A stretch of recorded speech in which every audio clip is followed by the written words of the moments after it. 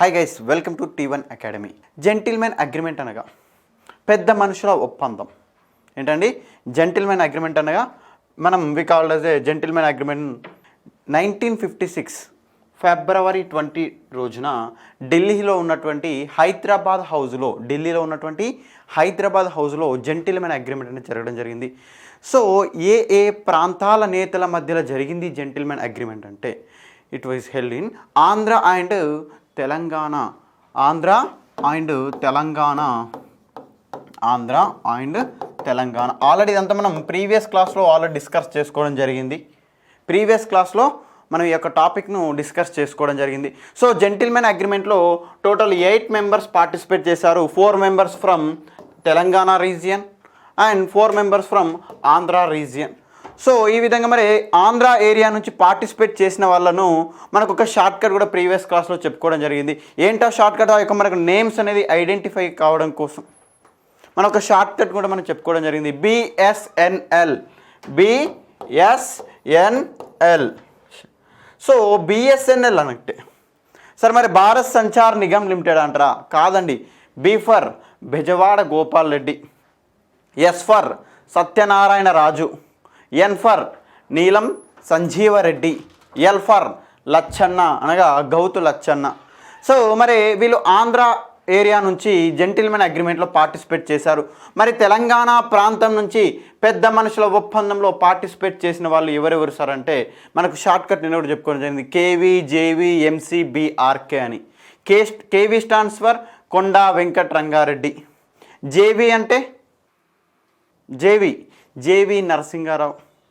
అదేవిధంగా ఎంసీ మర్రి చెన్నారెడ్డి. అదేవిధంగా రాష్ట్ర ముఖ్యమంత్రి ఏ స్టేట్కి సంబంధించిన chief minister? Hyderabad state chief minister Burgula Ramakrishna Rao. So ఈ విధంగా టోటల్గా తెలంగాణ రీజియన్ నుంచి 4 మెంబర్స్, అదేవిధంగా ఆంధ్ర రీజియన్ నుంచి 4 మెంబర్స్, టోటల్లీ 8 మెంబర్స్ కలిసి మనకు పెద్ద మనుషుల ఒప్పందం. సో ఇందులో ఎన్ని పాయింట్స్ మనకు చర్చించారంటే మొత్తం 14 అంశాలపైన ఇక్కడ ఏకాభిప్రాయం రావడం జరిగింది. ఎన్ని అంశాలు? 14 పాయింట్స్ పైన మనకి ఇక్కడ చర్చించుకోవడం జరిగింది. సరే ఏంటి మరి పెద్ద మనుషుల ఒప్పందం ఏంటి, ఎవరికి రక్షణలు ఇస్తున్నారు అని ఒక అంశాన్ని కూడా మనం డిస్కషన్ చేసుకున్నట్టయితే ఆంధ్ర ప్రాంత నేతలు తెలంగాణ ప్రాంత నేతలకు మనకి ఇక్కడ రక్షణలు ఇస్తున్నటువంటి సందర్భం. సో మొత్తంగా ఇక్కడ ఎన్ని అంశాలండి? 14 పాయింట్స్, 14 అంశాలపైన మనకి ఇక్కడ ఏకాభిప్రాయం రావడం జరిగింది. సో మరి ఇవన్నీ ఇంప్లిమెంటేషన్ అయ్యాయా? ఈ యొక్క జెంటిల్మెన్ అగ్రిమెంట్లో ఏ పాయింట్స్ డిస్కషన్ చేసుకున్నారు, మరి ఆ యొక్క పాయింట్స్ అనేవి ఇంప్లిమెంటేషన్ అయినవా కాలేదా అనే ఒక అంశాలన్నిటి కూడా మనం అప్కమింగ్ క్లాస్లో క్లియర్గా తెలుసుకుంటాం. సార్ మరి ఈ యొక్క 14 పాయింట్స్ ఏంటి, వాళ్ళ ఇరు ప్రాంతాల మధ్యలో జరిగినటువంటి ఒప్పందాల్లో ఈ యొక్క 14 పాయింట్స్ ఏంటి అనే ఒక అంశాలు. మరి ఈ యొక్క జెంటిల్మెన్ అగ్రిమెంట్ అనేది ఎక్కడ జరిగిందని చెప్తున్నాను నేను? ఢిల్లీలో ఉన్నటువంటి హైదరాబాద్ హౌస్లో జరిగింది అని చెప్తున్నాను. ఢిల్లీలో ఉన్నటువంటి హైదరాబాద్ హౌస్లో మనకు ఈ యొక్క జెంటిల్మెన్ అగ్రిమెంట్ జరిగింది. మిమ్మల్ని కన్ఫ్యూజ్ చేయడం కోసం ఎగ్జామ్లో హైదరాబాద్ హౌస్ ఎక్కడుంది అని అడుగుతాడు. సో ఆప్షన్ ఏ హైదరాబాద్ అంటాడు, ఆప్షన్ బి ఢిల్లీ అంటాడు, ఆప్షన్ సి కరీంనగర్ అంటాడు, ఆప్షన్ డి మహబూబ్ నగర్ అంటాడు. సో అలాంటప్పుడు మీరు కన్ఫ్యూజ్ అయ్యి చాలామంది ఏం చేస్తుంటే Hyderabad house located in Hyderabad అని పెడతారు ఆన్సర్. కానీ హైదరాబాద్ హౌస్ అనేది ఢిల్లీలో 7th నిజాం మనకు కన్స్ట్రక్షన్ చేసిండు. ఎవరండి? ఢిల్లీలో 7th నిజాం మనకు ఈ యొక్క హైదరాబాద్ హౌస్ను మనకు కన్స్ట్రక్షన్ చేసినటువంటి పరిస్థితి. ఆ యొక్క హైదరాబాద్ హౌస్లో జెంటిల్మెన్ అగ్రిమెంట్ అనేది మనకు జరగడం జరిగింది. సో ఇక్కడ మీకు ఒక చిన్న హింట్ కూడా ఇవ్వడం జరిగింది ప్రీవియస్ క్లాస్లో.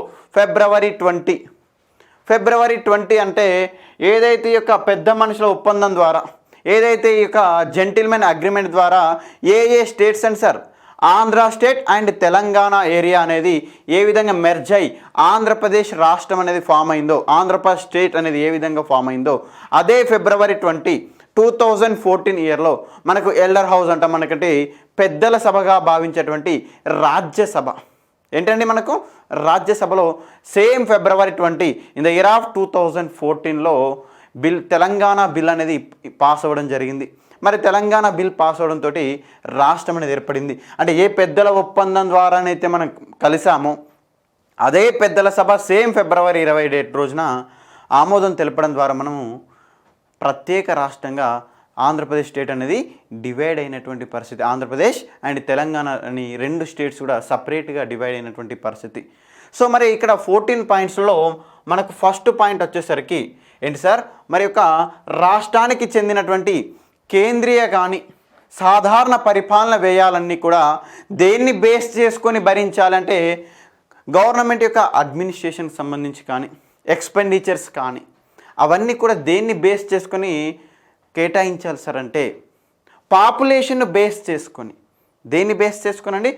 పాపులేషన్ను, జనాభా ప్రాతిపదికన రాష్ట్రానికి చెందిన కేంద్రీయ సాధారణ పరిపాలన వ్యయాన్ని ఉభయ ప్రాంతాలు మీన్స్ ది 2 ఏరియాస్. మరి ఏంటి ఆ 2 areas? One Andhra area and one more is Telangana. So వీళ్ళందరూ దేని ప్రకారం ఇప్పుడు మరి రాష్ట్రంలో ఇప్పుడు ఒక 100 రూపాయలు ఎక్స్పెండిచర్ అయిందనుకోండి, ఒక డెవలప్మెంట్ విషయంలో 100 రూపీస్ మనకు ఎక్స్పెండిచర్ అయిందనుకోండి. సో ఇందులోకి వెళ్ళి మనకు population base example Telangana area population 40% అనుకోండి, ఆంధ్ర రాయలసీమ పాపులేషన్ 60% అనుకోండి. సో ఇక్కడ నుంచి 100 రూపీస్ నుంచి మనకు ఎక్స్పెండిచర్లో పరిపాలన వ్యయంలో తెలంగాణ నుంచి ఎంత పర్సెంట్? 40%, 40 రూపీస్ తీసుకోవచ్చు. ఇక్కడ 100 రూపీస్ మనకు ఖర్చు అయినట్టయితే 40 రూపీస్ తెలంగాణ నుంచి ఖర్చు చేయాలి. సో ఇది ఎన్నో పాయింట్. మరి యొక్క పెద్ద మనుషుల ఒప్పందం అనేది మనకు జస్ట్ ఒక అగ్రిమెంట్ లాగానే జరిగింది. మరి దీనికి రాజ్యాంగబద్ధత కల్పించాలని నిర్ణయాలు కూడా తీసుకున్నారు. మరి ఇవన్నీ కూడా అనేకమైన వైలేషన్స్ జరిగినాయి. జెంటిల్మెన్ అగ్రిమెంట్ యొక్క ఇక్కడ అగ్రిమెంట్ చేసుకున్నటువంటి పాయింట్స్ అన్ని ఇంప్లిమెంటేషన్ అయ్యాయి అంటే ఇంప్లిమెంటేషన్ కాలేదు, అన్ని వైలేషన్ అయ్యాయి, ఉల్లంఘనలకు గురి అవ్వడం జరిగింది. సో ఏ ఒక్క పాయింట్ కూడా ఇంప్లిమెంటేషన్ కాలేదు యునైటెడ్ ఏపీలో. సో అందుకోసమే జెంటిల్మెన్ అగ్రిమెంట్ వైలేషన్స్ అన్నిటికీ ప్రతిరూపంగానే మనకు వచ్చింది ఏంటి సార్? 1969 తెలంగాణ అజిటేషన్, 1969 తెలంగాణ ఉద్యమం. మరి అదేవిధంగా దాని తర్వాత వచ్చినటువంటి 610 ఇవన్నీ కూడా మనం అప్కమింగ్ క్లాస్లో క్లియర్గా చర్చించుకుంటాం. సో మరి అదేవిధంగా ఈ యొక్క సాధారణ పరిపాలన వ్యయమే కాకుండా మరి తెలంగాణ సర్ప్లస్ ఫండ్స్ను కూడా ఎక్కడ ఖర్చు చేయాలి, ఎక్కడ ఎక్స్పెండిచర్ చేయాలి అంటే తెలంగాణ ఏరియాలోనే ఖర్చు చేయాలి అని మనకు జెంటిల్మెన్ అగ్రిమెంట్లో నిర్ణయం తీసుకోవడం జరిగింది. అంటే ఏంటి మీనింగ్ ఇక్కడ మనకు? తెలంగాణ సర్ప్లస్ ఫండ్స్ ఏవైతే ఉన్నాయో అంటే తెలంగాణ యొక్క మిగులు నిధులు అంటామండి మనం తెలుగులో. మిగులు నిధులు, తెలంగాణ ప్రాంతంలో నిధులు కానీ ఫండ్స్ కానీ సర్ప్లస్ ఫండ్స్ కానీ ఏదైనా సరే ఎక్కడ ఖర్చు చేయాలి. సో గవర్నమెంట్కి ఒక 100 రూపీస్ ఇన్కమ్ వచ్చినట్టయితే అందులో తెలంగాణ ఏరియా నుంచి ఎగ్జాంపుల్ చెప్తున్నాను, ఒక 60 రూపీస్ అనుకోండి. ఈ యొక్క 60 రూపీస్ అనేది ఎక్కడ ఖర్చు చేయాలి? It will spent in only Telangana, అంటే తెలంగాణ ప్రాంతంలోనే ఖర్చు చేయాలి. మరి ఈ యొక్క విషయాన్ని మరి ఎన్ని సంవత్సరాల వరకు ఈ యొక్క రూల్స్ అనేది ఇంప్లిమెంట్ అవుతుంది? తెలంగాణ మిగులు నిధులు సర్ప్లస్ ఫండ్స్ తెలంగాణలోనే మనకు ఖర్చు చేయాలంటే అప్ టు 5 ఇయర్స్ వరకు. ఎన్ని సంవత్సరాల వరకు? 5 సంవత్సరాల వరకు ఈ యొక్క అంశాలను మనకి ఇదే విధంగా కొనసాగించాలి. మళ్ళీ వీటిని 5 సంవత్సరాలు సార్, మరి నెక్స్ట్ ఏంటి? ఆఫ్టర్ 5 ఇయర్స్ ఏంటి అంటే శాసనసభలోని ఇన్ ద లెజిస్లేటివ్ అసెంబ్లీలో ఉన్నటువంటి తెలంగాణ రీజియన్ ఎమ్మెల్యేస్ వాళ్ళు డిస్కస్ చేసి మళ్ళీ వాళ్ళు ఎక్స్టెండ్ చేయమన్నట్టయితే తెలంగాణ ప్రాంత శాసనసభ్యులు కోరినట్టయితే దాన్ని 5 సంవత్సరాల తర్వాత తెలంగాణ ప్రాంత శాసనసభ్యులు కోరినట్టయితే దాన్ని మళ్ళీ మనం పొడిగించుకున్నటువంటి అవకాశాన్ని కూడా మనకు జెంటిల్మెన్ అగ్రిమెంట్లో మనకు ఫస్ట్ పాయింట్ చెప్పడం జరుగుతుంది. సో ఫస్ట్ పాయింట్ చాలా క్లియర్గా, ప్రతి ఒక్క పాయింట్ కూడా చాలా ఇంపార్టెంట్. ఇక్కడ 14 పాయింట్స్ రేపు ఎగ్జామ్లో క్రొనాలజికల్ ఆర్డర్లో అడుగుతాడు, సీక్వెన్స్గా అంటుంటాడు. మరి ఒక స్టేట్మెంట్ ఇచ్చి ఇది జెంటిల్మెన్ అగ్రిమెంట్లో ఎన్నవ పాయింట్ అంటారు. సో మనకు ఫస్ట్ పాయింట్ వచ్చేసరికి ఈ యొక్క ఎక్స్పెండిచర్కి సంబంధించి, అదేవిధంగా తెలంగాణ సర్ప్లస్ ఫండ్స్ అనేవి తెలంగాణ ప్రాంతంలోనే ఖర్చు చేయాలి. మరి ఇవన్నీ ఎప్పుడు రివ్యూ చేయొచ్చు? ఆఫ్టర్ 5 ఇయర్స్ తర్వాత రివ్యూ చేస్తే ఎవరు కోరినట్లయితే మళ్ళీ వీటిని ఎక్స్టెండ్ చేయొచ్చు. తెలంగాణ మరి హైదరాబాద్ అసెంబ్లీ అంటున్నారా, ఆంధ్రప్రదేశ్ అసెంబ్లీ అంటున్నారా, ఆంధ్ర రాష్ట్ర అసెంబ్లీ అంటారా? ఇప్పటివరకు మనం ప్రీవియస్ క్లాస్లో ఎప్పుడు డిస్కస్ చేసుకున్న హైదరాబాద్ స్టేట్ అసెంబ్లీ అన్నాం, అదేవిధంగా ఆంధ్ర స్టేట్ అసెంబ్లీ అని చెప్పాం. సో కానీ ఇప్పుడు ఏ రాష్ట్రం గురించి ఏర్పడబోయేటువంటి రాష్ట్రంలో ఉన్నటువంటి అసెంబ్లీలో మరి టోటల్ ఎమ్మెల్యేలు డిసైడ్ చేయాలా? మరి ఏర్పడబోయేటువంటి ఫామ్ అయ్యేటువంటి అవకాశం ఉన్నటువంటి రాష్ట్రము ఆంధ్రప్రదేశ్ రాష్ట్రం. ఇంకా నేమ్ డిసైడ్ అవ్వలేదు ఇప్పుడు మనం చెప్పుకునే టాపిక్ సమయానికి. సో నేమ్ డిసైడ్ అవ్వలేదు. రాబోయేటువంటి శాసనసభలో లెజిస్లేటివ్ అసెంబ్లీలో తెలంగాణ రీజియన్కి సంబంధించినటువంటి ఎమ్మెల్యేలు మాత్రమే కోరాలి. వాళ్ళు కోరితేనే దీన్ని ఎక్స్టెండ్ చేస్తారు. సార్ మరి what is the second point? Second point ఏంటి సార్ అంటే తెలంగాణ ప్రాంతంలో మద్య నిషేధము తెలంగాణ లెజిస్లేటివ్ మెంబర్స్ చెప్పిన విధంగానే ఆ యొక్క ఏరియాస్ వరకే మద్యపాన నిషేధం ఉండాలి. తెలంగాణ శాసనసభ్యులు నిర్ణయించిన మేరకు మాత్రమే తెలంగాణలో మద్య నిషేధం అనేది అమల్లోకి రావాలి. ఇది సెకండ్ పాయింట్. సో మరి మనకు థర్డ్ పాయింట్ వచ్చేసరికి ఇక్కడ మనకు తెలంగాణలో ఉన్నటువంటి విద్యా సౌకర్యాలు, ఎడ్యుకేషన్ సిస్టమ్ని, అదేవిధంగా ఎడ్యుకేషన్ ఫెసిలిటీస్ అన్నిటిని డెవలప్ చేయాలి. ఏమని చెప్తున్నారు? ఎడ్యుకేషన్ ఫెసిలిటీస్ను డెవలప్ చేయాలి. అదేవిధంగా తెలంగాణ ప్రాంతంలో ఉన్నటువంటి విద్యార్థులందరికీ ఎడ్యుకేషనల్ ఫెసిలిటీస్ కల్పిస్తూ మరి మొత్తంగా తెలంగాణ ఏరియాలో ఉన్నటువంటి ఎడ్యుకేషనల్ సీట్స్ అన్నీ కూడా మనకు యొక్క విద్యా ప్రవేశాలు అడ్మిషన్స్ అన్నీ కూడా తెలంగాణ ప్రాంతంలో ఉన్నటువంటి అడ్మిషన్స్ అన్నీ కూడా ఎవరికి కేటాయించాలి? According to gentlemen agreement third point ప్రకారంగా తెలంగాణ ప్రాంతం వారికి కేటాయించాలి. ఎవరైతే తెలంగాణ లోకల్ పీపుల్ ఉంటారో వాళ్ళకు మాత్రమే ఎడ్యుకేషనల్ సీట్స్ కేటాయించాలి. ఒకవేళ మీరు స్టేట్ మొత్తాన్ని మీరు కామన్గా మీరు ఎంట్రన్స్లు పెట్టినట్టయితే, కామన్ అడ్మిషన్స్ తీసుకున్నట్టయితే రాష్ట్రంలో ఉన్నటువంటి మొత్తంగా సీట్లలో 1/3 సీట్స్ తెలంగాణ వాళ్ళకి కేటాయించాలి. సో ఈ పాయింట్ ఏంటి సార్ అంటే ఇక్కడ మీకు 1/3 అనేది 1/3 కండిషన్. ఇక్కడ ఒక చిన్న హింట్, 1/3 కండిషన్ ఎక్కడుంది సార్? మనకు థర్డ్ పాయింట్లో ఉంది. ఒక చిన్న హింట్ ఇది గుర్తుంచుకోండి. 1/3 అనే ఒక కండిషన్ ఎక్కడుందంటే థర్డ్ పాయింట్లో మనకి ఇక్కడ ఉన్నటువంటి పరిస్థితి. అంటే ఇక్కడ మనకు ప్రధానంగా చూసుకుంటే సరే ఈ యొక్క పాయింట్లో తెలంగాణ ఏరియాలో ఉన్నటువంటి అడ్మిషన్స్ మొత్తం అది ఏదైనా సరే, ఏ ఎడ్యుకేషన్ అయినా, మెడికల్ అయినా సరే, ఇంజనీరింగ్ అయినా సరే, ఇంటర్మీడియట్ అయినా సరే, ఏదైనా యూనివర్సిటీ ఎంట్రన్స్ అయినా టోటల్ అడ్మిషన్స్ అన్నీ తెలంగాణ వాళ్ళకి కేటాయించాలి. ఒకవేళ అట్లా పాసిబిలిటీ లేని సమయంలో మీరు స్టేట్ మొత్తం కామన్ ఎంట్రన్స్లు కానీ కామన్ అడ్మిషన్ సిస్టాన్ని తీసుకొచ్చినట్టయితే స్టేట్ మొత్తంలో ఉన్నటువంటి అడ్మిషన్స్లో 1/3 అంటే స్టేట్ మొత్తం ఉన్నటువంటి అడ్మిషన్స్లో 1/3 ఖచ్చితంగా ఎవరికి కేటాయించాలి? తెలంగాణ ప్రాంతం వాళ్ళకు, తెలంగాణ విద్యార్థులకు కేటాయించాలని మనకు జెంటిల్మెన్ అగ్రిమెంట్లోని థర్డ్ పాయింట్ చెప్తున్నటువంటి పరిస్థితి. సో మరి యొక్క పాయింట్ అనేది చాలా మనకు వయలేషన్ అవుతూ ఉంటుంది. మనకు క్లియర్గా చెప్పుకుంటాం అప్కమింగ్ క్లాసుల్లో. ఈ యొక్క థర్డ్ పాయింట్ అనేది చాలా వయలేషన్ అవుతుంది. ఈ యొక్క తెలంగాణ ఏరియా వాళ్ళు మరి స్టేట్ మొత్తం కామన్ అడ్మిషన్ సిస్టమ్ పెడితే తెలంగాణ ఏరియా వాళ్ళు గుంటూరుకు కానీ తిరుపతికి కానీ వెళ్ళి చదువుతారా? అడ్మిషన్స్ తీసుకుంటారా? కానీ కామన్గా ఇక్కడ ఏం చేస్తున్నట్టే మైగ్రేషన్స్ చాలా అవుతుంటాయి. హైదరాబాద్ ఏరియాకు కామన్ అడ్మిషన్ సిస్టమ్ తీసుకొని రావడం ద్వారా ఏమవుతుంది? కామన్ అడ్మిషన్ సిస్టమ్ తీసుకొని రావడం ద్వారా మ్యాక్సిమం ఆంధ్ర ఏరియా నుంచి ఎక్కడికి మైగ్రేట్ అవుతుంటారు? తెలంగాణ ప్రాంతంలోని ప్రధానంగా హైదరాబాద్ ప్రాంతానికి మైగ్రేట్ అవుతుంటారు. సో వాళ్ళు ఇక్కడ అడ్మిషన్ తీసుకున్నట్టయితే తెలంగాణ స్టూడెంట్స్కు అడ్మిషన్ అనేది ఇక్కడ ఉంటుందా? ఆ యొక్క ప్లేస్ అనేది పోతుంది. సో అందుకోసమే మరి తెలంగాణలో ఆల్రెడీ ఎస్ఆర్సి రిపోర్ట్ అప్పుడు మనం ఆల్రెడీ డిస్కస్ చేసుకున్నాం. ఎస్ఆర్సి రిపోర్ట్ సమయంలో ఎస్ఆర్సి రిపోర్ట్ ఇచ్చినటువంటి సమయంలోనే తెలంగాణ ప్రాంతానికి సంబంధించిన వాళ్ళు ఎస్ఆర్సి చెప్పింది. SRC means states reorganisation commission. తెలుగులో మనం ఏమంటామంటే రాష్ట్రాల పునర్వ్యవస్థీకరణ కమిషన్ అంటాము. స్టేట్స్ రీఆర్గనైజేషన్ కమిషన్ మనము రాష్ట్రాల పునర్వ్యవస్థీకరణ కమిషన్ అంటాం, లేదా ఫజల్ అలీ కమిషన్ అని కూడా అంటుంటాం. ఏమంటుంటామండి? ఫజల్ అలీ కమిషన్ అని కూడా అంటుంటాము. ఫజల్ అలీ కమిషన్ అన్న, ఎస్ఆర్సి అన్న, రాష్ట్రాల పునర్వ్యవస్థీకరణ కమిషన్ అన్న ఒకటే.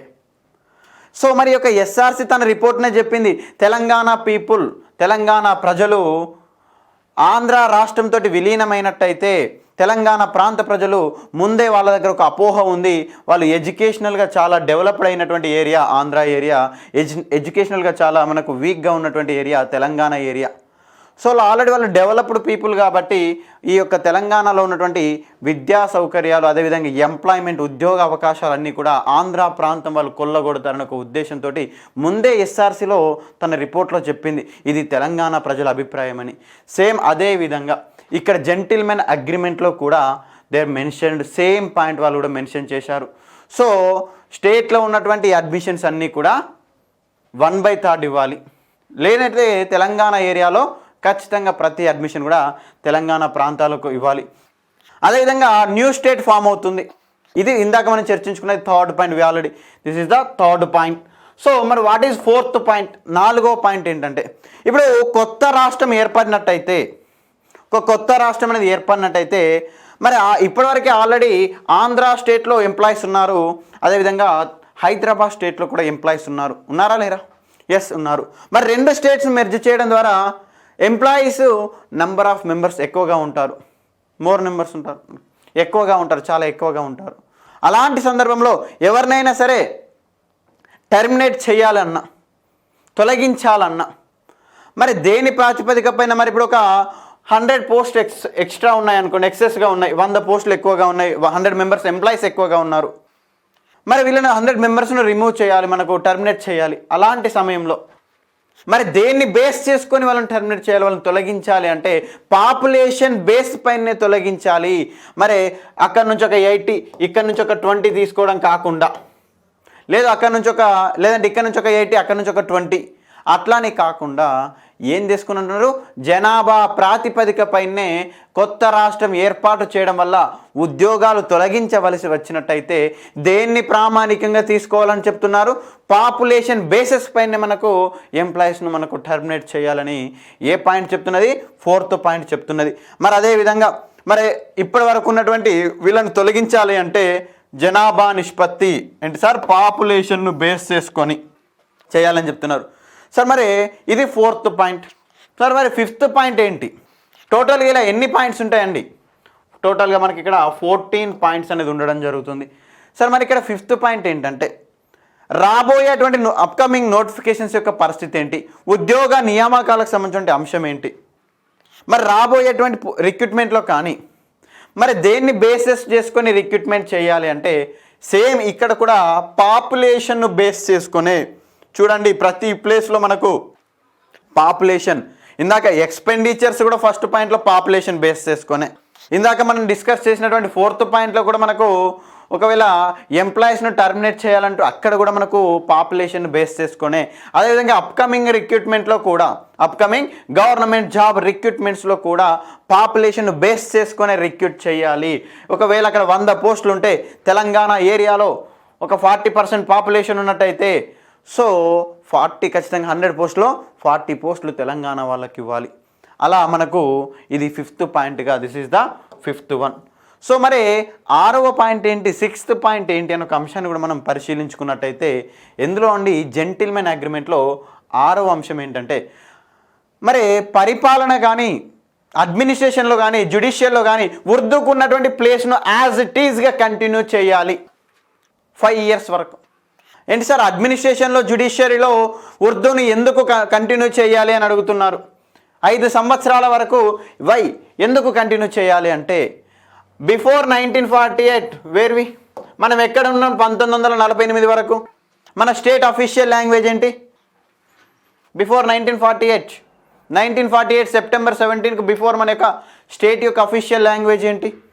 మన స్టేట్ ఏంటి అప్పుడు? నిజాం అనే ఒక ప్రిన్స్లీ స్టేట్ సార్, మన హైదరాబాద్ ప్రిన్స్లీ స్టేట్. అక్కడ మన లాంగ్వేజ్ ఏంటి సార్? ఉర్దూ. మరి అక్కడ మన స్టేట్ అఫీషియల్ లాంగ్వేజ్ ఉర్దూ కాబట్టి మరి తెలంగాణ ఏరియాలో చాలా వరకు చదువుకున్నప్పుడు గవర్నమెంట్ అనేది ఉర్దూ మీడియాలోనే స్కూల్స్లో టీచింగ్ జరిగింది కాబట్టి ఇక్కడ ఉన్నటువంటి వాళ్ళందరికీ కూడా ఉర్దూ భాషపైనే పట్టు ఉంది కాబట్టి సేమ్ పరిపాలన విషయంలో కానీ అదేవిధంగా జ్యుడిషియరీ న్యాయ సంబంధమైనటువంటి విషయాల్లో కానీ ఉర్దూకు ఉన్నటువంటి ప్లేస్ను సేమ్ 5 years వరకు కొనసాగించాలి. అదేవిధంగా మీరు ఇప్పుడు రిక్రూట్మెంట్ చేస్తున్నటువంటి సమయంలో ఇప్పుడు మీరు కొత్తగా ఏదైనా జాబ్ రిక్రూట్మెంట్ చేయాలంటే తెలుగులో కంపల్సరీ క్వాలిఫై అవ్వాలి అని ఒక కండిషన్ పెట్టకూడదు. ఏంటి సార్ తెలుగులో కంపల్సరీ క్వాలిఫై అవ్వాలని కండిషన్ ఎందుకు పెట్టకూడదు? తెలుగులోనే చదివితే బెటర్ కదా, మనం మేజర్గా తెలంగాణ ఏరియాలో తెలుగు మాట్లాడే వాళ్ళు ఎక్కువగా ఉన్నారు కదా, సో దిస్ ఈజ్ చాలా మనకు యూజ్ అవుతుంది కదా, మరి ఎందుకు ఆ కండిషన్ పెట్టారు?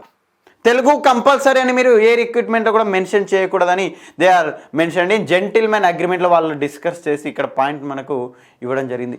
సార్ ఎందుకు అంటే నేను ఇందాకే చెప్పాను ఆల్రెడీ మనం వి డిస్కస్ ఉర్దూ అనేది మనకు ఒక అఫీషియల్ లాంగ్వేజ్. మన ఏరియా వాళ్ళందరూ కూడా తెలంగాణ ప్రాంతానికి సంబంధించిన స్టూడెంట్స్ కానీ అందరూ కూడా ఏ లాంగ్వేజ్లో ఎడ్యుకేటెడ్, అందరూ కూడా ఉర్దూ మీడియాలో చదువుకున్న వాళ్ళు. సో మరి తెలుగు మాట్లాడతాం కానీ తెలుగులో క్వాలిఫికేషన్ ఉందా? మనకు క్వాలిఫికేషన్ ఉందా తెలుగులో? లేదు. సో అలాంటి సందర్భంలో మరి నీకు ఇక్కడ తెలుగు ప్రిఫరెన్షియల్ అని నువ్వు ఇచ్చినట్టయితే లాస్ అవుతారా తెలంగాణ రీజియన్ వాళ్ళు లాస్ అవుతారు. అందుకోసమే తెలుగును కంపల్సరీ అని మీరు ఏ రిక్రూట్మెంట్లో మెన్షన్ చేయకూడదు. ఒకవేళ ఇఫ్ కంపల్సరీ మీరు తెలుగు అని భావించినట్టయితే, తెలుగు లాంగ్వేజ్లో మీకు నాలెడ్జ్ ఉండాలని మీరు భావించినట్టయితే ఆఫ్టర్ రిక్రూట్మెంట్ అంటే రిక్రూట్మెంట్ పూర్తయిన తర్వాత 2 సంవత్సరాల తర్వాత, అంటే వాళ్ళు ఉద్యోగంలో చేరిన 2 సంవత్సరాల తర్వాత మీరు తెలుగులో క్వాలిఫై కావాలి అని ఒక ఎగ్జామ్ పెట్టుకోండి. కానీ ఎంట్రన్స్ ఎగ్జామ్లోనే లేదంటే రిక్రూట్మెంట్ ఎగ్జామ్లోనే, బేసిక్ ఎగ్జామ్లోనే వాళ్ళు రిక్రూట్ అయ్యే వరకు ఉండేటువంటి ఎగ్జామ్లో తెలుగు మాత్రం కంపల్సరీ చేయకూడదు. మరి మీరు ఆ తెలుగు కంపల్సరీ అనాలి అనుకుంటే ఎప్పుడని చెప్తున్నారు? 2 సంవత్సరాల తర్వాత. జాబ్ వచ్చినాక ఎన్ని సంవత్సరాల తర్వాత వాళ్ళకి మళ్ళీ తెలుగులో ప్లేస్మెంట్ అంటే తెలుగు ఎగ్జామ్లో క్వాలిఫై అవ్వాలని కండిషన్ పెట్టుకోవచ్చు. కంపల్సరీ కండిషన్ పెట్టాలి అని ఇవ్వలేదు. మరి అదేవేళ సరే మరి ఇక్కడ మేజర్గా రిక్రూట్మెంట్లో అన్ని స్థానికులకు ఇవ్వాలి, లోకల్స్కు మనకు రిక్రూట్మెంట్లో జాబ్లు ఇవ్వాలి అని డిమాండ్ ఉంది. సరే మరి ఎవరు లోకల్? మరి లోకల్ అంటే ఎవరు? స్థానికులకు ఉద్యోగ అవకాశాలు ఇవ్వాలి అని చెప్తారు. మరి అసలు స్థానికులు అంటే ఎవరు? ఎవరైతే ఏ ప్రాంతంలోనైనా సరే కాన్సిక్వెంట్గా 12 సంవత్సరాలు స్థిర నివాసం ఇక్కడ ఉన్నట్టయితే 12 ఇయర్స్ ఎవరైతే ఇక్కడ ఉంటారో వాళ్లకు లోకల్ స్టేటస్ ఇవ్వడం జరుగుతుంది. అంటే ఎగ్జాంపుల్, నేను హైదరాబాద్ కోటాలో రిక్రూట్ అవ్వాలంటే నేను హైదరాబాద్లో ఎన్ని ఇయర్స్ నివసించి ఉండాలి? 12 ఇయర్స్ నేను హైదరాబాద్లో స్టేయింగ్ చేస్తేనే నాకు ఇక్కడ హైదరాబాద్లో లోకల్ స్టేటస్ రావడం జరుగుతుంది. సో ఖచ్చితంగా లోకల్ స్టేటస్ రావాలి అంటే ఎన్ని ఇయర్స్ ఇక్కడ మనం లివింగ్ ఉండాలి, ఎన్ని సంవత్సరాలు ఇక్కడ నివాసం ఉండాలి అంటే 12 సంవత్సరాలు ఇక్కడ నివాసం ఉండాలి. సో ఇది మనకు జెంటిల్మెన్ అగ్రిమెంట్లోని 7th పాయింట్ చెప్తుంది.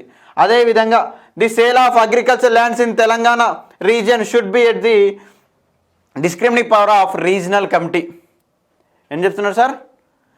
తెలంగాణ ఏరియాలో వ్యవసాయ భూముల యొక్క అమ్మకము అవన్నీ కూడా తెలంగాణ రీజనల్ కౌన్సిల్ ఆధ్వర్యంలో ఉండాలని చెప్తున్నాడు. సార్ తెలంగాణ రీజనల్ కౌన్సిల్ ఏంటి? మీరు తెలంగాణ TRC అంటాము, తెలంగాణ రీజనల్ కౌన్సిల్ ఆధ్వర్యంలో ఉండాలి. ఎందుకు మరి తెలంగాణ సార్? ల్యాండ్స్ యొక్క సేలింగ్ కానీ అవన్నీ కూడా రెవెన్యూ డిపార్ట్మెంట్ దగ్గర ఉంటాయి కదా. మరి ఎందుకు రీజనల్ కౌన్సిల్ అన్నివర్లో ఇచ్చారంటే తెలంగాణ ప్రాంతంలో చాలా వరకు లిటరసీ రేట్ అనేది చాలా వరకు తక్కువ. Telangana has less literacy rate. చాలా వరకు అక్షరాస్యత శాతం అనేది తక్కువగా ఉంటుంది. చాలా వరకు అమాయకపు ప్రజలు ఉంటారు కాబట్టి. సో మరి రెవెన్యూ డిపార్ట్మెంట్ దగ్గర అయితే ఈ యొక్క తెలంగాణలో ఉన్నటువంటి వ్యవసాయ భూముల అమ్మకము రెవెన్యూ డిపార్ట్మెంట్ చేతిలో ఉన్నట్టయితే తెలంగాణ ప్రాంత ప్రజలు అమాయకులు కాబట్టి మరి రాష్ట్ర ఏర్పాటునట్టయితే కొత్త రాష్ట్రంలో మరి కొంతమంది వాళ్ళు ఆల్రెడీ వెల్ ఎడ్యుకేటెడ్ కాబట్టి హైలీ టాలెంటెడ్ పీపుల్ కాబట్టి మరి వీళ్ళని అమాయకులను చేసి ఈ యొక్క భూములను కొంటారు అనే ఒక ఉద్దేశంతో మరి తెలంగాణ రీజనల్ కౌన్సిల్ అనేది ఒకటి ఏర్పాటు చేసి తెలంగాణ రీజనల్ కౌన్సిల్ ఆధ్వర్యంలోనే తెలంగాణలో ఉన్నటువంటి అగ్రికల్చర్ ల్యాండ్ సేల్స్ యొక్క డీటెయిల్స్ అన్నిటిని కూడా మనకు మెన్షన్ చేస్తారు. తెలంగాణ రీజనల్ కౌన్సిల్ ఆధ్వర్యంలోనే వ్యవసాయ భూమకంలో అమ్మకం అన్నీ కూడా మనకు జరగాలి. రెవెన్యూ డిపార్ట్మెంట్ తోటి కాకుండా తెలంగాణ రీజనల్ కౌన్సిల్ ఆధ్వర్యంలో జరగాలని మనకు ఇక్కడ they are mentioned in the 8th point. మరి అదేవిధంగా తెలంగాణ యొక్క అవసరాల దృష్ట్యా మరి సార్ రీజనల్ కౌన్సిల్ ఏంటి?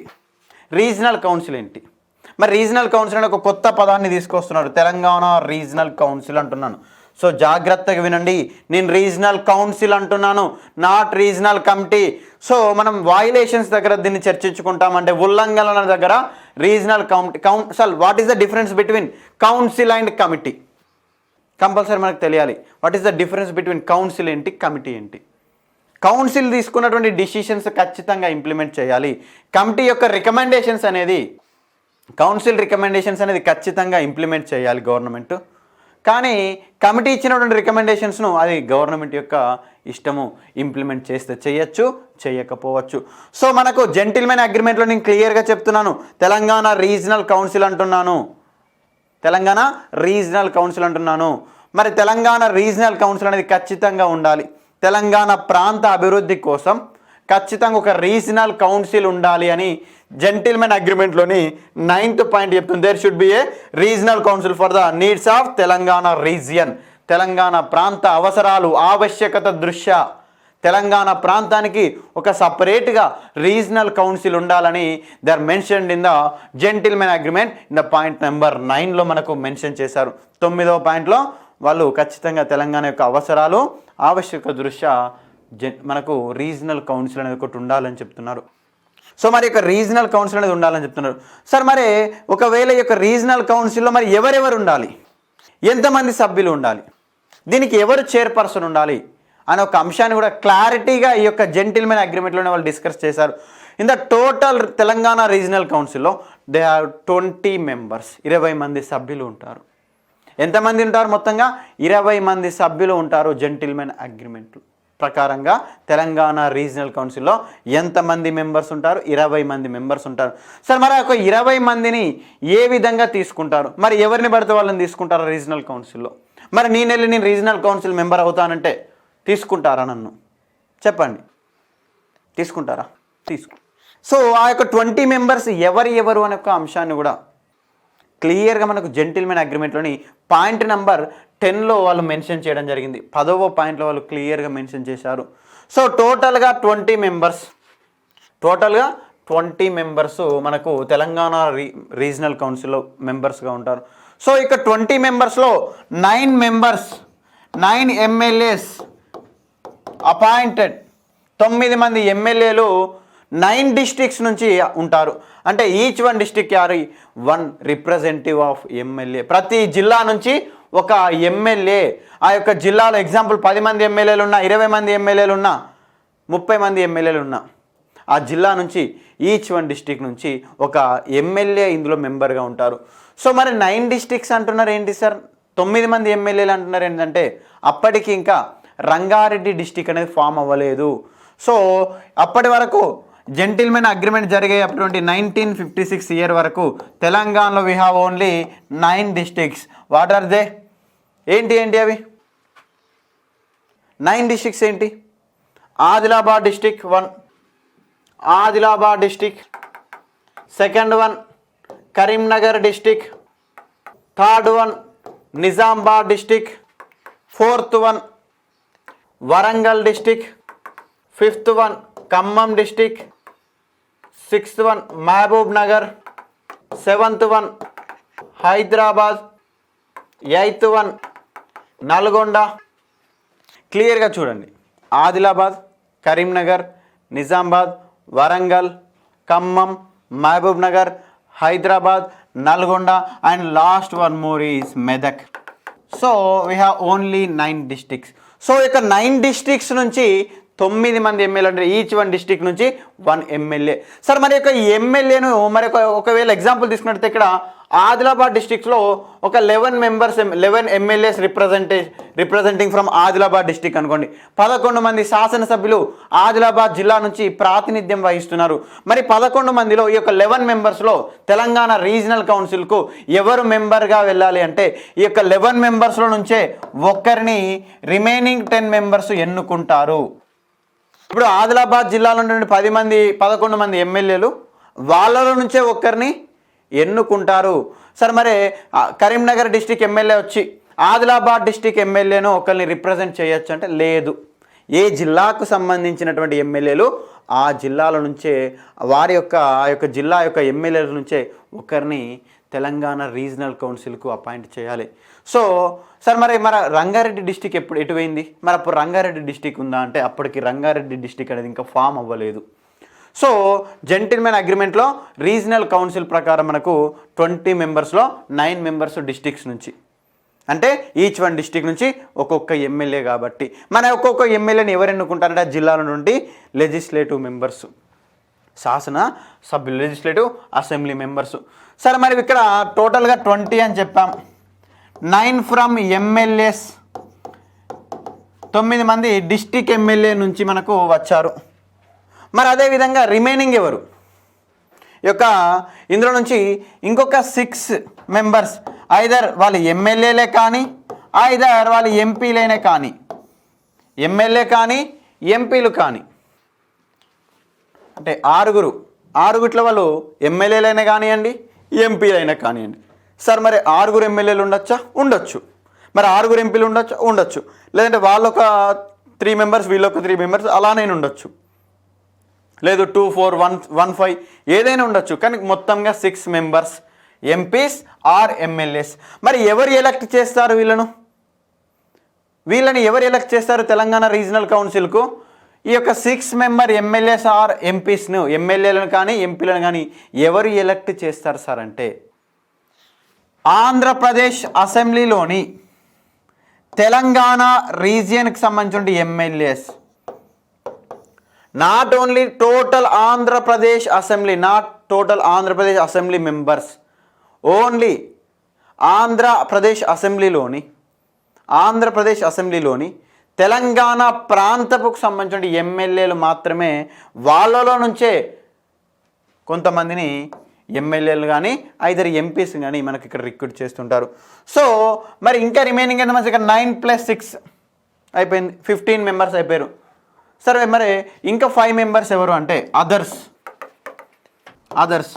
మరి ఎవరైనా సరే ఇంటలెక్చువల్స్ కానీ, అంటే మేధావులు కానీ, ఏదైనా ఒక ప్రొఫెసర్లు కానీ, ఏదైనా ఒక రంగంలో ప్రాధాన్యత ఉన్న వాళ్ళు కానీ, అంటే ఈ యొక్క 5 ఎవరు కూడా ఎంపీలు కానీ ఎమ్మెల్యేలు కానీ అదర్ దెన్ ఎంపీస్ ఎమ్మెల్యేస్ ఎవరైనా సరే.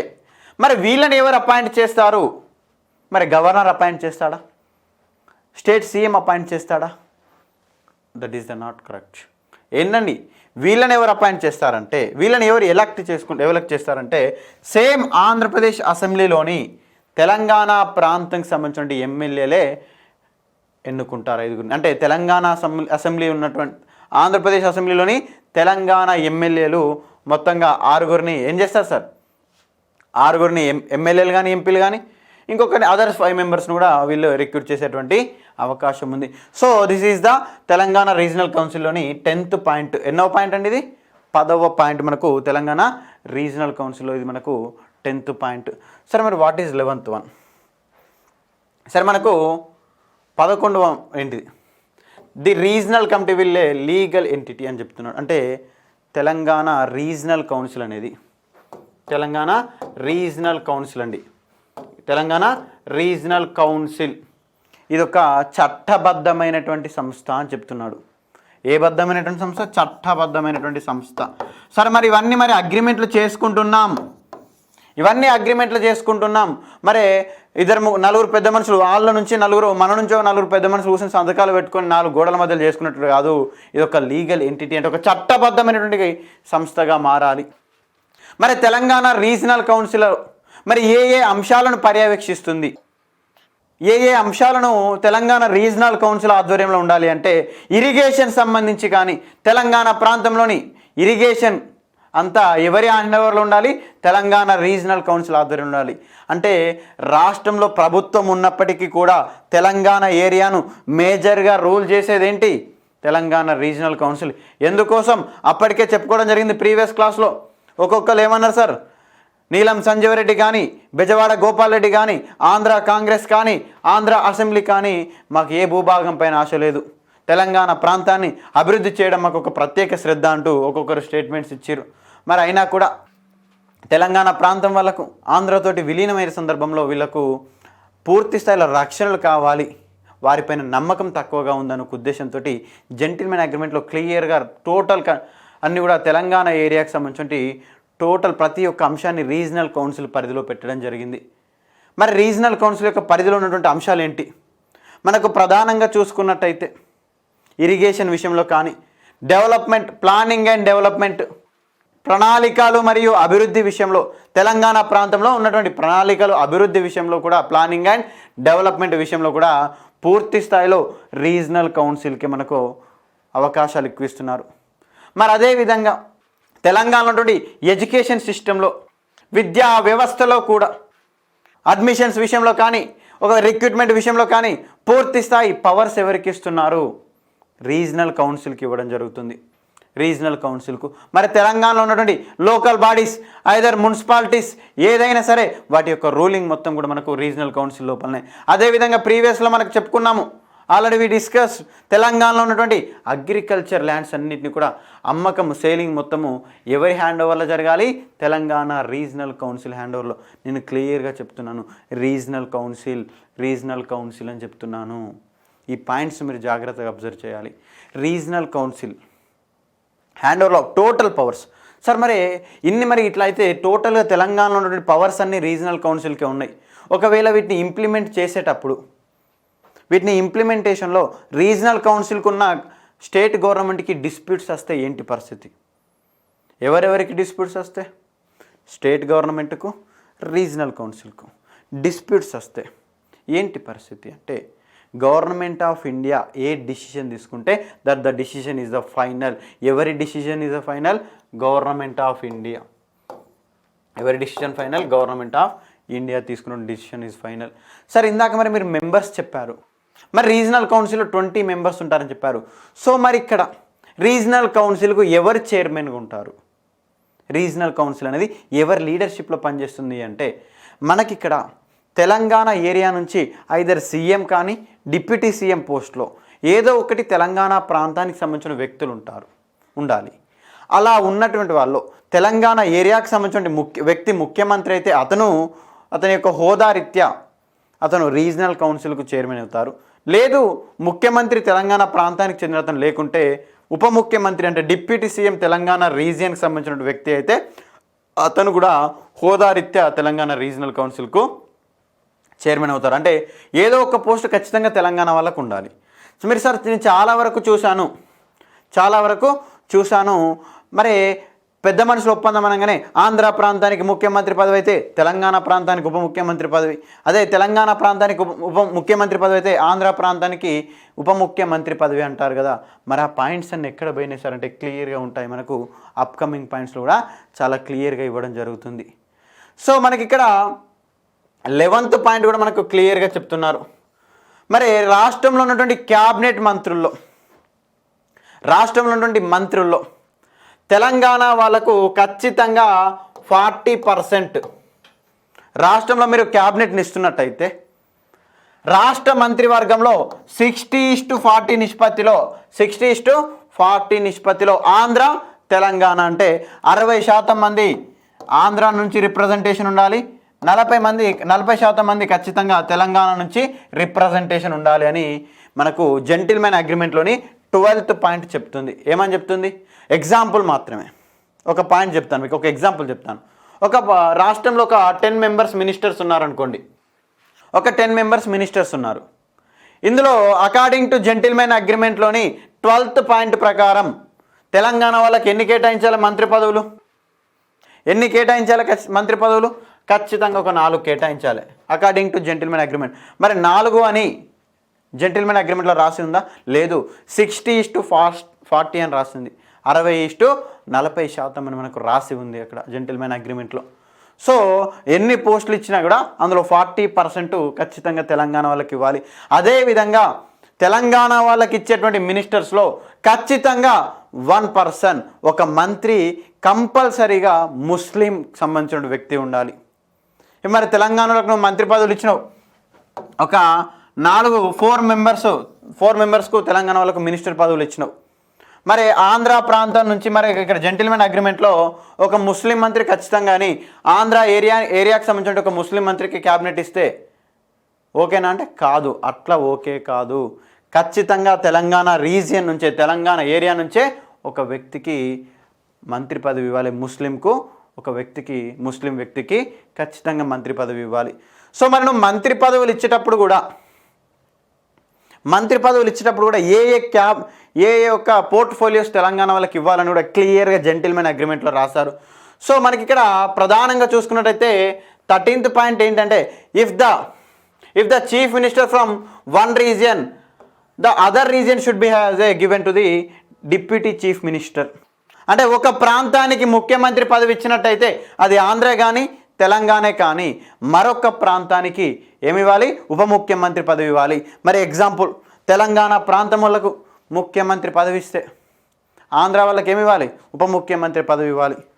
మరి ఒకవేళ ఆంధ్ర ఏరియా నుంచి సీఎం పోస్ట్ ఇస్తే తెలంగాణ ఏరియా వాళ్ళకు ఖచ్చితంగా డిప్యూటీ సీఎం పోస్ట్ ఇవ్వాలి. అట్లా మనకు జెంటిల్మెన్ అగ్రిమెంట్లోని they are mentioned in the 13వ పాయింట్లో చెప్పారు. ఇది ఒక్కటే కాదు, ఇంపార్టెంట్ అయినటువంటి 5 పోర్ట్ఫోలియోస్లో 5 క్రియాశీలకమైనటువంటి మంత్రివర్గంలో ఉన్నటువంటి 5 ప్రధాన శాఖల్లో ఖచ్చితంగా 2 ఎన్నండి ప్రధానమైనటువంటి 5 శాఖల్లో ఖచ్చితంగా 2 తెలంగాణ వాళ్ళకి ఇవ్వాలి. మరి 5 శాఖలు ఏంటి? మరి 5 పోర్ట్ఫోలియోస్ ఏంటంటే ఒకటి హోంశాఖ, 2 ఫైనాన్స్ శాఖ అంటే ఆర్థిక శాఖ అంటాం మనం, 3 రెవెన్యూ, హోం మంత్రిత్వ శాఖ కానీ, ఆర్థిక మంత్రిత్వ శాఖ కానీ, రెవెన్యూ మంత్రిత్వ శాఖ కానీ, ప్లానింగ్ అండ్ డెవలప్మెంట్ ప్రణాళిక మరియు అభివృద్ధి మంత్రిత్వ శాఖ కానీ, ప్లానింగ్ అండ్ డెవలప్మెంట్ ఏమంటారు సార్ మనం? ప్రణాళిక అభివృద్ధి అనొచ్చు. అదేవిధంగా కమర్షియల్ ట్యాక్సెస్ ఇలా 5 పోర్ట్ఫోలియోస్లో కంపల్సరీ తెలంగాణ వాళ్లకు 2 ఇవ్వాలి. ఇచ్చారు సార్. సమైక్య రాష్ట్రంలో తెలంగాణ ప్రాంతం వాళ్ళకే అత్యధిక హోంమంత్రి పదవులు ఉన్నాయి. మరి ఏం చేసిరు సార్? ఏ విధంగా వైలేషన్ చేసిరు సార్ ఈ యొక్క పాయింట్ని అంటే, యునైటెడ్ ఏపీలో ఈ యొక్క పాయింట్ని ఏ విధంగా వైలేషన్ చేసిరు సార్ అంటే ఇచ్చారు. యునైటెడ్ ఏపీలో మేజర్గా హోంమంత్రులు అందరూ మనోళ్ళే. సబితా ఇంద్రారెడ్డి, ఎలిమినేటి మాధవరెడ్డి, జానారెడ్డి, ఇట్లా అనేక మంది కూడా తెలంగాణ ప్రాంతం నుంచి చెప్పుకుంటూ పోతే చాలామంది ఉన్నారు. తెలంగాణ దేవేందర్ గౌడ్ సార్. మరి వీళ్ళందరికీ ఇస్తారు కదంటే సార్ వీళ్ళు తెలంగాణ వాళ్ళకు శాఖలు ఇస్తున్నారు. ఇప్పుడు హోంశాఖ అని చెప్తున్నారు, హోంశాఖ అని చెప్పి జైళ్ళని ఇచ్చేస్తున్నారు, శాంతి భద్రతలు ముఖ్యమంత్రి దగ్గర పెడుతున్నారు, అదేవిధంగా ఇట్లా మనకు ప్లానింగ్ అండ్ డెవలప్మెంట్ అంటున్నాడు, మనకు ప్రణాళికలు మరియు అభివృద్ధి అంటున్నాడు. అది దాన్ని కూడా డివైడ్ చేస్తున్నాడు. ఒక్కొక్క మంత్రివర్గాన్ని ఒక్కొక్క పోర్ట్ఫోలియోను 2-3 ముక్కలు చేస్తున్నాడు. ఎగ్జాంపుల్ చెప్తున్నాను. ఒక విద్యాశాఖ అనుకోండి, విద్యాశాఖ తెలంగాణ వాళ్ళకి కేటాయించాలని భావించారు అనుకోండి, దాన్ని 3 ముక్కలు చెప్తారు. ప్రైమరీ ఎడ్యుకేషన్ అని, సెకండరీ ఎడ్యుకేషన్ అని, హయ్యర్ ఎడ్యుకేషన్ అని, ఇట్లా డిఫరెంట్ పార్ట్స్ చేసి ఆ యొక్క పోర్ట్ఫోలియోను స్థాయిని తగ్గించి అది తెలంగాణ వాళ్ళకి ఇస్తుండే. మరి ఇక్కడ మంత్రి పదవుల విషయంలో కూడా తెలంగాణ వాళ్ళకు తీవ్రమైనటువంటి అన్యాయం జరిగింది. మరి హోంమంత్రి ఇస్తారు, మరి శాంతి భద్రతలలో హోంశాఖలో ఇంపార్టెంట్ అయినటువంటి లా అండ్ ఆర్డర్, శాంతి భద్రతలు ముఖ్యమంత్రి దగ్గర పెట్టుకుంటారు. పేరుకు హోంమంత్రి మనోడు, శాంతి భద్రతలు అన్న వాళ్ళ చేతులు ఉంటాయి. ఇట్లా అనేకమైనటువంటి వయలేషన్స్ జరిగినాయి. ఈ యొక్క పెద్ద మనుషుల ఒప్పందం యొక్క పాయింట్స్ అన్నీ కూడా వయలేషన్ అయినటువంటి పరిస్థితే. సరే, మరి తెలంగాణ ప్రాంతానికి చెందినటువంటి వ్యక్తి ముఖ్యమంత్రి అయితే ఆంధ్ర వాళ్ళకు ఉప ముఖ్యమంత్రి ఇవ్వాలి. ఒకవేళ ఆంధ్ర వాళ్ళు ముఖ్యమంత్రి అయితే తెలంగాణ ప్రాంతం వాళ్ళకు ఖచ్చితంగా ఉప ముఖ్యమంత్రి పదవి ఇవ్వాలి. కానీ ఏం చేసిరు సార్? ఎన్నాడన్నా చెప్పుకుంటాం క్లియర్గా, ఉప ముఖ్యమంత్రి పదవి ఇవ్వరయ్యా తెలంగాణ వాళ్ళకంటే. మరి రాష్ట్రం స్టార్ట్ అయినటువంటి, రాష్ట్రం ఏర్పడినటువంటి ఎప్పుడైతే ఆంధ్రప్రదేశ్ స్టేట్ ఫామ్ అయినటువంటి డే 1 రోజే ఈ యొక్క ఉల్లంఘనలు జరిగినాయి. మరి తెలంగాణలోకి ఉప ముఖ్యమంత్రి పదవి చెప్పుకుంటాం. పెద్ద మనుషుల గురించి ఎవరు తెలంగాణను మొత్తంగా మొదటిసారి వయలేషన్ చేశారు అనే ఒక అంశాలన్నీ కూడా క్లియర్గా చర్చించుకుంటాం. సో ఇది ఇందాక మనం చెప్పుకున్నంత 13th పాయింట్ ఏంటి? సీఎం ఏదైనా సరే ఇరు ప్రాంతాలకు సంబంధించిన వ్యక్తి ఒకరు ముఖ్యమంత్రి అయితే ఇంకో ప్రాంతం వాళ్ళు డిప్యూటీ సీఎం ఉండాలి. అదేవిధంగా ఇంపార్టెంట్ 5 పోర్ట్ఫోలియోస్లో ఖచ్చితంగా తెలంగాణ వాళ్ళకు 2 మంత్రిత్వ శాఖలు ఇవ్వాలి. అది 13th పాయింట్. మరి 14th పాయింట్ ఏంటంటే sir, Telangana separate PCC till 1962 అంటే ఖచ్చితంగా మనకు తెలంగాణకు ప్రత్యేక కాంగ్రెస్ కమిటీ ఉండాలి. ఎప్పటి వరకు? మరి రాష్ట్రం ఏర్పడ్డది కదా అని ఈ యొక్క కాంగ్రెస్ కమిటీ, స్టేట్ కాంగ్రెస్ అనేది దాన్ని రద్దు చేయకూడదు. 1962 వరకు ఖచ్చితంగా ఈ యొక్క తెలంగాణ కాంగ్రెస్ కమిటీ అనేది ఉండాలంటే అప్పుడున్నటువంటి ఆంధ్ర కాంగ్రెస్ పార్టీ అధ్యక్షుడైనటువంటి అల్లూరి సత్యనారాయణ రాజు అని ఒక పెద్ద మనిషి ఏమంటే, దానిదేముంది, కాంగ్రెస్ కమిటీ కదా, ఉంచుకోండి, 1962 వరకు ఉంచుకోండి అని చెప్పారు. అన్నీ కూడా వయలేషన్స్ అవుతాయి. ఒక్కొక్క పాయింట్ మనం క్లియర్గా చర్చించుకుంటాం. మరి ఇదే జెంటిల్మెన్ అగ్రిమెంట్లో మనకు టోటల్గా 14 అంశాలపైన ఒప్పందం జరిగింది. కానీ ఇక్కడ 2 అంశాలపైన 2 పాయింట్స్ పైన ఇంకా కన్క్లూజన్కి రాలేదు, ఒక ఫైనల్ డిసిషన్కి రాలేదు. ఏంటి సార్ అంటే ఒకటి హైకోర్టు బెంచ్ విషయంలో, అదేవిధంగా second one is state name, అన్నిటికన్నా ఇంపార్టెంట్ స్టేట్ నేమ్. మరి హైకోర్టు విషయంలో మనోళ్ళు ఏమన్నారు సార్ అంటే హైకోర్టు ఎట్లాగో హైదరాబాద్లో ఉంది, దీని యొక్క బెంచ్ మీరు గుంటూరులో పెట్టుకోరంటే అబ్బాయి మాకు అవసరం లేదు, ఖచ్చితంగా హైదరాబాద్ హైకోర్టు సరిపోతుంది, మేము హైదరాబాద్కి వస్తాం, ఏమైనా హైకోర్టు పని ఉంటున్నారు. సరే మీ ఇష్టం అని చెప్పిన మనోళ్ళు ఇంకా గుంటూరులో కూడా ఒక బెంచ్ ఏర్పాటు చేసుకోమని చెప్పారు, కానీ వాళ్ళు అద్దాన్ని రిజెక్ట్ చేసారు. మరి స్టేట్ నేమ్ విషయంలో మరి ఇన్ని చెప్పుకుంటున్నాం. మన తెలంగాణ వాళ్ళు ఏమన్నారు సార్, రాష్ట్రానికి పేరు పెట్టేటప్పుడు అందులో ఆంధ్ర తెలంగాణ అని 2 ప్రాంతాల పేరు వచ్చే విధంగా పెట్టానని మన వాళ్ళు అన్నారు. మరి యొక్క ప్రపోజల్ జెంటిల్మెన్ అగ్రిమెంట్లో ఒక ఏకాభిప్రాయానికి రాలేదు, ఒక కన్క్లూజన్కి రాలేదు. దీన్ని దేనికి నివేదించారంటే జాయింట్ సెలెక్ట్ కమిటీకి ఇచ్చారు. దేనికి ఇచ్చారండి? జాయింట్ సెలెక్ట్ కమిటీకి మనకు ఈ యొక్క ప్రపోజల్ని ఇచ్చినటువంటి పరిస్థితి. మరి యొక్క జాయింట్ సెలెక్ట్ కమిటీకి యొక్క ప్రపోజల్ ఇచ్చినట్టయితే మరి జాయింట్ సెలెక్ట్ కమిటీకి మన వాళ్ళు అందరూ రిక్వెస్ట్ పెట్టారు, సరే యొక్క స్టేట్ అనేది 2 ప్రాంతాలను రిప్రజెంట్ చేస్తుంది కాబట్టి, అదే ఆంధ్ర రాయలసీమ ప్రాంతం ఒకటైతే తెలంగాణ ప్రాంతం మరొకటి, ఈ 2 ఏరియాస్ను రిప్రజెంట్ చేస్తుంది కాబట్టి ఖచ్చితంగా ఈ రాష్ట్రానికి పేరు మనోళ్ళు ఏమని చెప్పారు సార్, ఏ పేరును ప్రతిపాదించారు మన వాళ్ళు, ఆంధ్ర తెలంగాణ అని, ఆంధ్ర తెలంగాణ అని మన వాళ్ళు ఇంట్రడ్యూస్ చేసారు. మరి జాయింట్ సెలెక్ట్ కమిటీ ఏం చెప్పిందంటే ఆంధ్ర తెలంగాణ అసలు ఇక తెలంగాణ యొక్క పేరు కనిపించద్దని వాళ్ళు ఏం చేసారు సార్ అంటే వాళ్ళ యొక్క పెత్తనం, వాళ్ళ యొక్క ఇన్ఫ్లుయెన్స్ తోటి రాష్ట్రం పేరును ఆంధ్రప్రదేశ్ అని వాళ్ళు డిక్లేర్ చేశారు. ఆంధ్రప్రదేశ్ అని డిక్లేర్ చేసి అంటే భవిష్యత్తులో తెలంగాణ పేరు కూడా ఉండకూడదు అనే ఉద్దేశంతో ముందే మనకు ఈ యొక్క పేరును కూడా మనకు తీసేసినటువంటి పరిస్థితి. ఆంధ్రప్రదేశ్ అంటే తెలంగాణ అనే యొక్క పేరు లేకుండా రాష్ట్రం పేరు ఏమని చెప్పింది sir joint select committee, Andhra Pradesh రాష్ట్రం అని చెప్పినటువంటి పరిస్థితి. మరి ఆంధ్రప్రదేశ్ రాష్ట్రం అని చెప్పింది. సరే మరి జెంటిల్మెన్ అగ్రిమెంట్ అయిపోయింది, 2 ప్రాంతాల మధ్య మొత్తంగా 14 అంశాలపైన ఏకాభిప్రాయం వచ్చింది. మరి జాయింట్ సెలెక్ట్ కమిటీకి మన వాళ్ళందరూ చెప్పినటువంటి ఆంధ్ర తెలంగాణ పేరు ఇవ్వకుండా ఆంధ్రప్రదేశ్ అని ఒక స్టేట్ని మనకు పేరు ఇవ్వడం జరిగింది. సో మరి ఆంధ్రప్రదేశ్ అనే ఒక స్టేట్కి నేమ్ ఇచ్చారు. దీనికి సంబంధించి అలాంటి సమయంలో మరి యొక్క ఆంధ్ర వాళ్ళ గురించి ముందే తెలిసినటువంటి జవహర్ లాల్ నెహ్రూ ఏమని చెప్పింది సార్, ఆల్రెడీ ఎప్పుడైతే 1953 అక్టోబర్ 1వ తేదీన ఆంధ్ర రాష్ట్ర ఫార్మేషన్ రోజున చెప్పిండు, ఏమని చెప్పిండు సార్, విశాలాంధ్ర వాదం వెనుక ఏముందని చెప్పిండు, సామ్రాజ్యవాద తత్వం దాగి ఉందని చెప్పిండు. మళ్ళీ అదేవిధంగా 1955 మార్చ్ 5వ తేదీన 1955 మార్చ్ 5వ తేదీన ఎక్కడికి వచ్చిండు సార్ నెహ్రూ, నిజామాబాద్కి వచ్చిండు. నిజామాబాద్కి ఒక ప్రైవేట్ మీటింగ్కి వచ్చినప్పుడు నెహ్రూ ఏమన్నాడు సార్, తెలంగాణ ప్రాంతం వాళ్ళు అమాయకులు అంటే ఒక స్టేట్మెంట్ అన్నాడు, ఒక అమాయకపు వధువుకి ఒక తుంటరి వరుడికిచ్చి వివాహం జరుగుతుంది, ఒక అమాయకపు వధువుకి ఒక తుంటరి వరుడికిచ్చి వివాహం జరుగుతుంది. మరి ఒకవేళ మీరు విడాకులు తీసుకోవాలనుకుంటే భవిష్యత్తులో తీసుకోవచ్చని నెహ్రూ ముందే చెప్పినంటే తాళి కట్టక ముందుకే మీరు విడాకుల వైపు మాట్లాడిండు నెహ్రూ గారు. అంటే ముందే తెలుసు వీళ్ళు ఎక్కువ రోజులు కలిసి ఉండరు, ఆంధ్ర వాళ్ళతో ఆల్రెడీ రాయలసీమ వాళ్ళు కూడా ముందే కలవమని చెప్పారు, అందుకోసమే శ్రీబాగ్ అగ్రిమెంట్ జరిగింది. దెన్ ఆఫ్టర్ తెలంగాణతో కలుస్తాం విశాలాంధ్ర అంటే మనోళ్ళు కూడా ఒప్పుకోకుండా జెంటిల్మెన్ అగ్రిమెంట్ జరిగింది. ఈ యొక్క విషయం అంతా నెహ్రూ గారికి తెలుసు కాబట్టి ఆయన ముందే చెప్పిండు, ఎక్కువ రోజులు మీరు కలిసి ఉండట్లేరు, మరి మీరు కావాల్సిన ఉన్నప్పుడు మీరు విడిపోవచ్చు, ఇప్పుడైతే మేము కలుపుతున్నాము కానీ మీరు తర్వాత విడిపోవచ్చు అని నెహ్రూ గారు నిజామాబాద్ మీటింగ్లోనే క్లియర్గా చెప్పిండు in the year of 1955 March 5వ తేదీన. మరి ఇలాంటి యొక్క హైదరాబాద్ రాష్ట్రం అనేది హైదరాబాద్ రాష్ట్రంలో ఉన్నటువంటి కర్ణాటక, మహారాష్ట్రలు, మరాఠ్వాడ ప్రాంతాలు, మరాఠ్వాడ ప్రాంతాలు, కర్ణాటక ప్రాంతం ఈ కర్ణాటకలో, ఈ మరాఠ్వాడ ప్రాంతం మరాఠ్వాడలోకి వెళ్ళిపోతే ఇక్కడ ఉన్నటువంటి తెలంగాణ ఏరియా ఆంధ్రప్రదేశ్ తోటి మనకు మెర్జ్ అయింది. ఈ యొక్క బిల్లును ఆంధ్రప్రదేశ్ ఏర్పాటు బిల్లును 25 ఏప్రిల్ 1956 రోజున పార్లమెంట్లో ఈ యొక్క బిల్లు పాస్ అయింది. మరి పార్లమెంట్లో యొక్క బిల్లు పాస్ అయిన తర్వాత దీనికి 31 ఆగస్టు 1956 రోజున భారత రాష్ట్రపతి గారు ఆమోదం పొందింది. మరి రాష్ట్రపతి ఆమోదం పొందిన తర్వాత ఒక కొత్త రాష్ట్రం ఏర్పడింది భారతదేశంలో in the year of 1956 1956 November 1 1956 November 1వ తేదీన ఏ రాష్ట్రం ఏర్పడింది sir, Andhra state plus Hyderabad రాష్ట్రంలోని తెలంగాణ